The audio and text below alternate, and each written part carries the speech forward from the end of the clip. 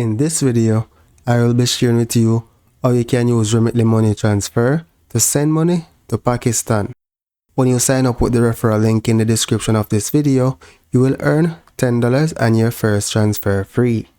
Once you sign up on the website, you can use the website to transfer the money, or you can download the mobile app and log in. Here in the mobile app, you want to select the country that you are sending money to. So at the top, search for Pakistan.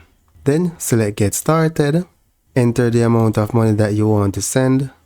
Select the delivery method. I'm going to select cash pickup. Then select your payment method.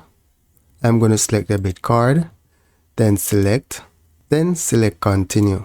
Select the cash pickup location. I'm going to go with Bank of Punjab. Enter the recipient's first and last name. Then scroll down and select continue. Enter the recipient's city and then select continue. If you want the recipient to receive a notification, you can enter their phone number.